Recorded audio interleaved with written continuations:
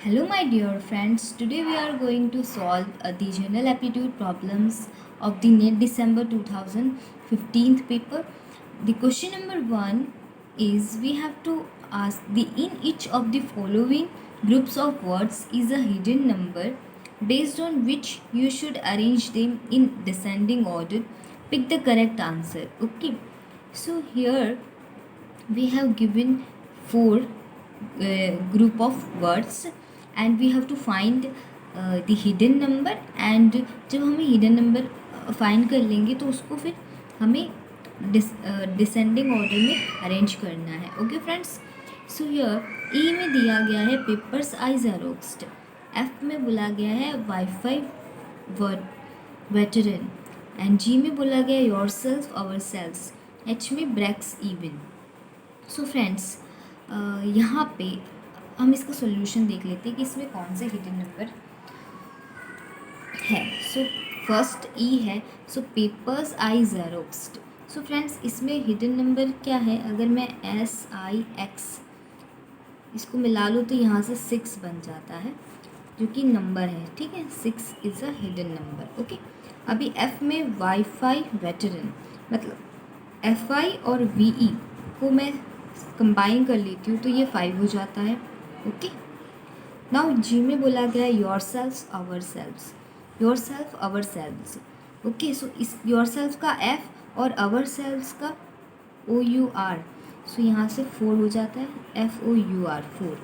Breaks even, breaks even में breaks का S और इवन, तो यहाँ से 7 हो जाता है. ओके, सो ये हिडन नंबर हमने फाइंड आउट कर लिए फ्रेंड्स. अब हमें इसको डिसेंडिंग ऑर्डर में अरेंज करना है. डिसेंडिंग ऑर्डर मीन्स आपको सबसे पहले बड़ा वाला नंबर रखना है, फिर उससे छोटा, फिर उससे छोटा, देन सबसे छोटा. सो यहाँ पे फर्स्ट नंबर पे क्या आएगा? 7 सबसे बड़ा है तो एच आएगा, देन 6 आएगा सो ई, देन 5 यानी F and then G. So H E F G is the correct one. Okay, so option number D is the correct answer. Now question number 2. question number 2 में बोला गया है the number of square in the figure is. Okay, ये figure given है, यहाँ पे आपको कितने नंबर ऑफ स्क्वायर्स है वो फाइंड आउट करना है. ओके फ्रेंड्स, सो पहले हम फिगर ड्रॉ कर लेते हैं. सो फ्रेंड्स, आप देख सकते हैं ये मैंने फिगर वैसा का वैसा ही ड्रॉ कर लिया जैसा कि क्वेश्चन में गिवन है. सो फ्रेंड्स, अभी हमें कितने नंबर ऑफ स्क्वायर्स है वो फाइंड आउट करना है. ओके, सो पहले तो हम बिग स्क्वायर्स फाइंड आउट कर लेते हैं. So this is first one, this is second one, this is third, this is fourth. Okay, sorry, this is fourth and this is fifth. Okay, so ये big squares कितने हो गए? 5 हो गए. ठीक है, बाद में फ्रेंड्स आप मतलब बिग स्क्वायर सिर्फ 5 ही नहीं है, अगर आप यहाँ से देखो तो ये एक और स्क्वायर है. इस स्क्वायर के अंदर, इन दोनों स्क्वायर्स के अंदर एक और स्क्वायर बनता है. सो ये एक स्क्वायर हो गया, सो +1, और फिर बाद में इन दोनों स्क्वायर्स के अंदर, इसके और इसके अंदर एक और स्क्वायर बनता है, ये वाला. सो ये इसको भी मैं काउंट करूँगी, और उसके बाद यहाँ पे भी सेम इन दोनों स्क्वायर्स के अंदर एक ये स्क्वायर बन रहा है. ठीक है, सो इसको भी मैंने काउंट किया. फिर बाद में इन दोनों स्क्वायर्स के अंदर एक ये स्क्वायर बन रहा है. ठीक है, सो मैंने इसको भी काउंट कर लिया. सो यहाँ पे 5 + 4 दैट इज़ 9 स्क्वायर्स, तो ये हो गए. अभी स्मॉल स्क्वायर्स कितने हैं? एक स्क्वायर में 4 स्क्वायर्स हैं. ठीक है, स्मॉल स्क्वायर्स है, तो 5 में कितने होंगे?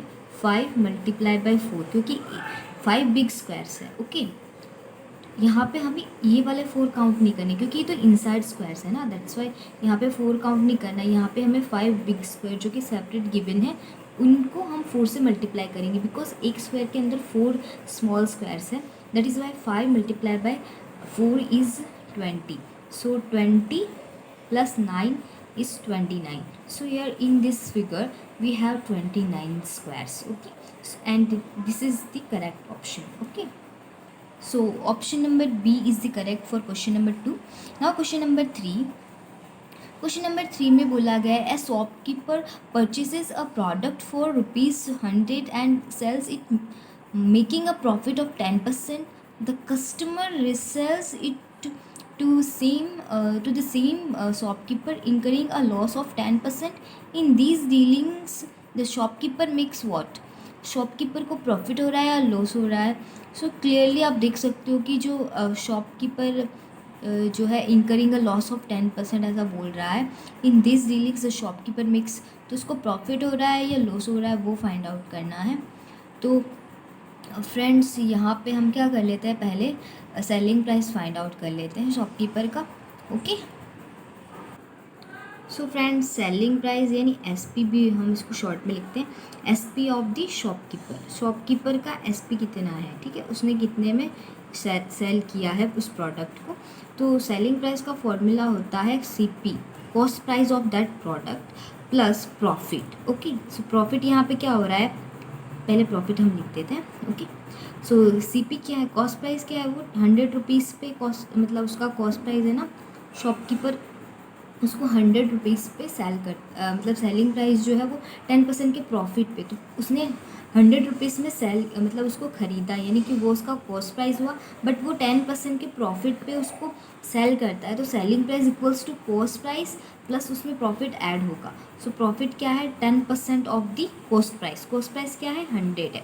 सो 100 का 10% क्या होगा, 100 प्लस 10 इंटू 100 डिवाइड बाय 100, क्योंकि हमें परसेंटेज रिमूव करना है यहाँ से।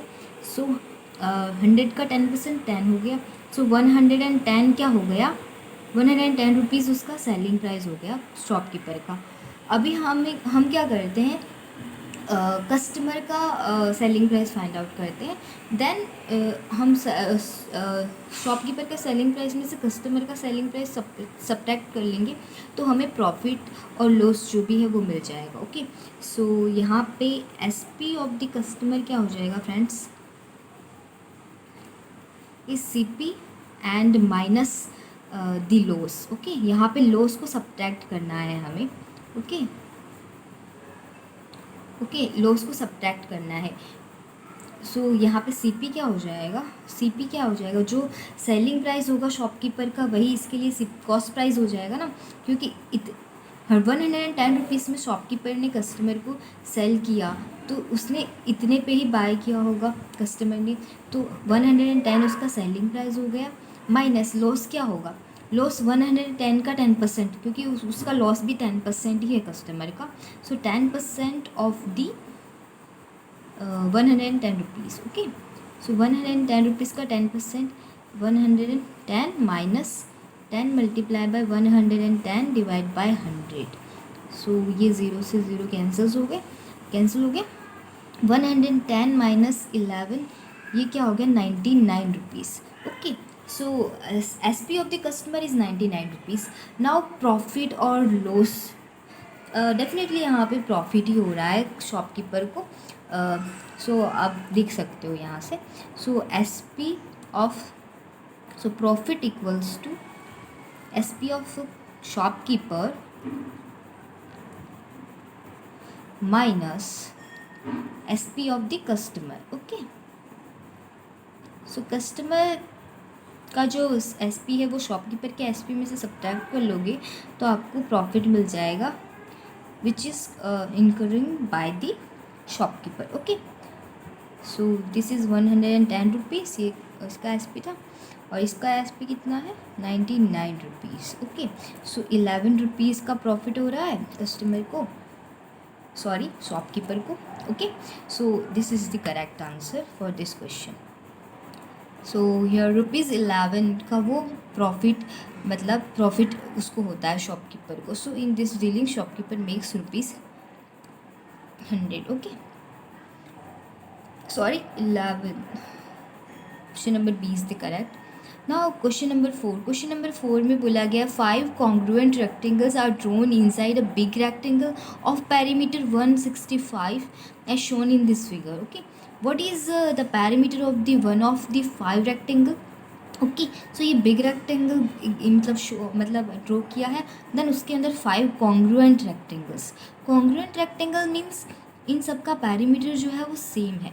सो इन पांचों मतलब ये जो रेक्टेंगल्स है 5 रेक्टेंगल्स, इनमें से हम किसी एक का भी पैरीमीटर फाइंड आउट कर लेंगे तो बाकी के चारों का मिल जाएगा, because they are congruent rectangles. Okay, so पहले हम फिगर ड्रॉ करते हैं और उसके अकॉर्डिंग हम पेरीमीटर का फॉर्मूला लिखते हैं और कैसे हमें पेरीमीटर फाइंड आउट करना है, इन पांचों में से किसी एक का पेरीमीटर कैसे फाइंड आउट करेंगे वो हम देख लेते हैं।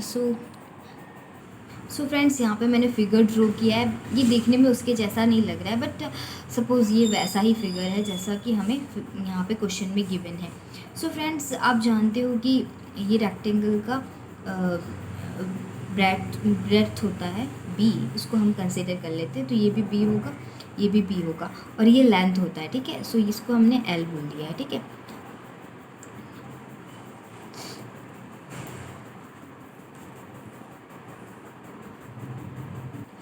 सॉरी फ्रेंड्स, ये ना ब्रेड्थ होगा, बिकॉज यहाँ पे आप इसको ऐसे इस शेप में, मतलब इस तरह से कर लीजिए, इसको रिवर्स कर लीजिए 90 डिग्री पे। तो ये ऐसा रेक्टेंगल है, तो ये ब्रेड्थ होगा, ये लेंथ होगा, और ये लेंथ होगा, ये ब्रेड्थ, एक मिनट, और ये लेंथ होगा, ठीक है।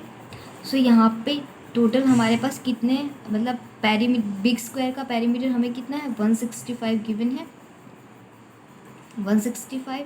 लेकिन जो बिग रेक्टेंगल है, पेरीमीटर का फॉर्मूला क्या होता है रेक्टेंगल के लिए, जितने भी मतलब लेंथ और ब्रेड्थ होती है उन सब का एडिशन होता है, ठीक है। सो यहाँ पे हम क्या कर लेते हैं, कितने ब्रेड्थ है हमारे पास, 1 2 3 4 5। सो 5 ब्रेड्थ प्लस हमारे पास लेंथ्स कितने हैं, 1 2 3 4 लेंथ्स है, okay. So 4 length, okay, which is equals to 165, क्योंकि हमें यहाँ पे पेरीमीटर गिवन है बिग रेक्टेंगल का, ओके। अब हम क्या जानते हैं फ्रेंड्स, यहाँ पे ये जो फॉर्मूला क्या होता है पेरीमीटर का, पेरीमीटर ऑफ रेक्टेंगल का फॉर्मूला क्या होता है, 2 into breadth plus length, okay, यही तो होता है फॉर्मूला। तो हमें क्या चाहिए होगा, ब्रेड्थ चाहिए होगा, लेंथ चाहिए होगा, इन दोनों की वैल्यू चाहिए होगी, तो वो हम कैसे, फिगर पे से ही फाइंड आउट करेंगे। फ्रेंड्स, आप यहाँ देख सकते हो कि जो 2 लेंथ्स है वो 3 ब्रेड्थ्स के इक्वल में है। सो 3 ब्रेड्थ्स इक्वल्स टू 2 लेंथ, ओके। अब फ्रेंड्स, मुझे क्या चाहिए, अगर मुझे यहाँ पे 4l हो जाए तो मैं यहाँ पे 4l का वैल्यू सब्स्टिट्यूट कर दूँगी, तो मुझे यहाँ पे ब्रेड्थ का वैल्यू मिल जाएगा। तो मैं क्या करूँ, इसको सिंपली इस इक्वेशन को मैं 2 से मल्टीप्लाई कर देती हूँ।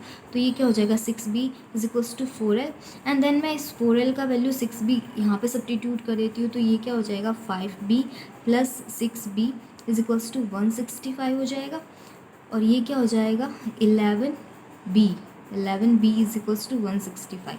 So b is equals to 165 divided by 11. Okay. So ये आप इसको कैंसिल कर लीजिए, 11 1 ज़ा 11 एंड 11 5 ज़ा 55, okay. So b is equals to 55 हमें मिल गया है।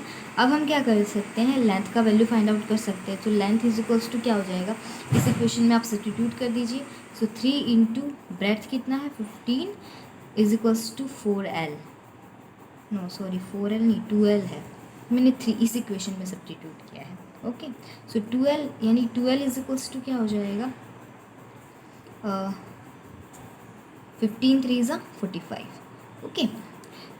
सो यहाँ पे मैंने 2l ऐसे ही एज इट इज़ रखा है, क्योंकि इस इक्वेशन में सब्स्टिट्यूट करेंगे तो 2b प्लस 2l में आसानी हो जाएगी वैल्यू सब्स्टिट्यूट करने में। तो डायरेक्टली मैं यही वैल्यू सब्स्टिट्यूट कर देती हूँ।